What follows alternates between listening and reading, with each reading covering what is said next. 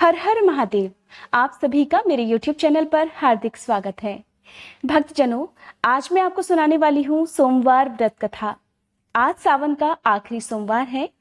ऐसे में जो लोग भगवान शिव की पूजा पूरे महीने ना कर पाते हो, उन्हें सावन के आखिरी सोमवार के दिन पूजा करके शिवलिंग पर 1 लोटा जल अर्पित करने के साथ साथ भांग, धतूरा और बेलपत्र भी अर्पित करने चाहिए। इसके साथ ही आज के दिन आपको सोमवार व्रत की कथा भी अवश्य सुननी चाहिए। तो आइए सुनते हैं सोमवार व्रत की कथा। शिव पुराण में वर्णित पौराणिक कथा के अनुसार बहुत समय पहले की बात है। किसी नगर में एक साहूकार रहा करता था। उस साहूकार को धन धान्य की कोई भी कमी नहीं थी। वो हमेशा गरीबों की मदद किया करता और अपने नगर में यज्ञ आदि का आयोजन भी करवाया करता था। लेकिन सेठ और उसकी पत्नी को एक बहुत ही बड़ा दुख था, और वो दुख था उनका संतानहीन होना। सेठ की कोई भी संतान नहीं थी, जिस वजह से वो रात दिन सोचा करता कि उसके बाद उसके वंश को आगे कौन बढ़ाएगा। दोनों पति पत्नी रात दिन इसी चिंता में परेशान रहते थे। सेठ भगवान शिव का बहुत बड़ा उपासक था। वो नियमित रूप से भगवान शिव की पूजा किया करता था। हर सोमवार को भगवान शिव को बेलपत्र, भांग, धतूरा अर्पित करने के साथ साथ उनके मंत्रों का जाप करके पूजा भी किया करता था। सेठ का नियम था कि भगवान शिव को भोग लगाए बिना वो कभी भी भोजन ग्रहण नहीं किया करता था। इतना सब कुछ होने के बाद भी उसके जीवन में संतानहीनता का जो दुख था, उसे देखकर आखिरकार एक दिन जब माँ पार्वती और भगवान शिव भ्रमण के लिए जा रहे थे, तो उसे देखकर माँ पार्वती भगवान शिव से कहने लगी, हे प्रभु, ये सेठ तो आपका बहुत बड़ा उपासक है, नियमित रूप से आपकी पूजा भी करता है। आपको भोग लगाए बिना कभी भी इसने आज तक भोजन ग्रहण नहीं किया, फिर भी इसके जीवन में इतना बड़ा कष्ट क्यों है? हे प्रभु, आप कृपा करके इसके कष्ट को दूर क्यों नहीं करते? देवी पार्वती की बात सुनकर भगवान शिव कहने लगे, हे देवी, मनुष्य अपने कर्मों का फल इस जन्म में नहीं तो अगले जन्म में अवश्य भोगता है। आज ये सेठ संतानहीनता का जो दुख झेल रहा है, ये इसके पूर्व जन्मों के कर्मों का ही फल है। भगवान शिव की बात सुनकर देवी पार्वती उनसे कहने लगी, हे प्रभु, आपको ऐसा नहीं करना चाहिए, वरना आपके भक्तों का विश्वास आपके ऊपर से हट जाएगा। हे प्रभु, किसी भी प्रकार आप इस सेठ को पुत्र प्राप्ति का वरदान दीजिए। इस प्रकार देवी पार्वती भगवान शिव से बार बार आग्रह करने लगी। देवी पार्वती के आग्रह के आगे नतमस्तक होकर आखिरकार भगवान शिव को सेठ को संतान होने का वरदान देना ही पड़ा। वरदान देने से पहले भगवान शिव ने देवी पार्वती से कहा, हे देवी, तुम्हारे बार बार आग्रह करने पर मैं इस सेठ को पुत्र प्राप्ति का वरदान तो देता हूँ, लेकिन इसके पुत्र की आयु केवल 16 वर्ष की ही होगी। और फिर उसी रात को भगवान शिव ने सेठ के सपने में दर्शन देकर उससे कहा कि अब से ठीक 9 महीने बाद तुम्हारे घर एक पुत्र पैदा होगा, लेकिन उसकी आयु केवल 16 वर्ष की ही होगी। अब भगवान शिव से मिले इस आशीर्वाद से सेठ ना तो खुश हो पाया और ना ही दुखी। ठीक 9 महीने बाद सेठ के घर एक पुत्र का जन्म हुआ। उसके जन्म की खूब खुशियां भी मनाई गई, लेकिन सेठ ने अपने पुत्र की कम आयु होने की बात अपनी पत्नी या किसी को भी नहीं बताई। इस प्रकार सेठ का पुत्र धीरे धीरे बड़ा होने लगा। जब उसकी आयु शिक्षा प्राप्ति की हो गई, तब एक दिन सेठ ने अपने पुत्र के मामा को बुलाकर उसे काशी पढ़ने के लिए भेज दिया और कहा कि रास्ते में तुम लोग जहां जहां रुकना, वहां वहां यज्ञ कराते हुए और ब्राह्मणों को भोजन कराते हुए ही आगे बढ़ना। इस प्रकार दोनों मामा भांजे रास्ते में यज्ञ कराते और आगे बढ़ते जाते। संयोग से एक दिन वे उस नगर में जा पहुंचे जहां उस दिन नगर के राजा की पुत्री का विवाह होना था।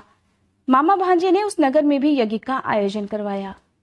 जिस राजकुमार के साथ राजकुमारी का विवाह होना था, वो राजकुमार एक आंख से काना था, और ये बात राजकुमार के पिता ने राजकुमारी के पिता से छुपा ली थी। सेठ के पुत्र को देखकर राजकुमार के पिता ने सोचा कि क्यों ना मैं अपने पुत्र की जगह पर इस सेठ के पुत्र को भेजकर इसका विवाह राजकुमारी से करा दूं, और जब विवाह संपन्न हो जाएगा तो अपने साथ में राजकुमारी को विदा करवा कर ले आऊंगा। इस प्रकार दोनों मामा भांजे से बात की और वे दोनों इस विवाह के लिए तैयार हो गए। आखिरकार विवाह संपन्न हुआ, लेकिन ये बात सेठ के पुत्र को अच्छी नहीं लगी और उसने विवाह के मंडप में अवसर पाते ही राजकुमारी की चुनरी पर लिख दिया, हे राजकुमारी, तुम्हारा विवाह तो मेरे साथ हुआ है, लेकिन जिस युवक के साथ तुम्हें भेजा जाएगा वो राजकुमार एक आंख से काना है। मैं तो काशी पढ़ने के लिए जा रहा हूँ। इस प्रकार दोनों मामा भांजे काशी के लिए निकल पड़े और जब ये बात राजकुमारी के पिता को पता चली तो उन्होंने अपनी पुत्री को बारात के साथ विदा करने से मना कर दिया। उधर मामा भांजे काशी पहुंचकर वहां पर भी यज्ञ का आयोजन करवाते और ब्राह्मणों को भोजन करवाते। सेठ का पुत्र काशी में शिक्षा प्राप्त करने लगा और जब उसकी आयु पूरी होने का समय आया, केवल एक दिन शेष था, उस दिन भी उन्होंने यज्ञ का आयोजन करवाया और ब्राह्मणों को भोजन भी करवाया।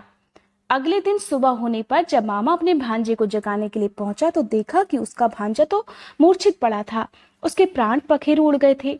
ये देखकर मामा दुख से जोर जोर से विलाप करने लगा। उसका दुख किसी से देखा नहीं जाता था।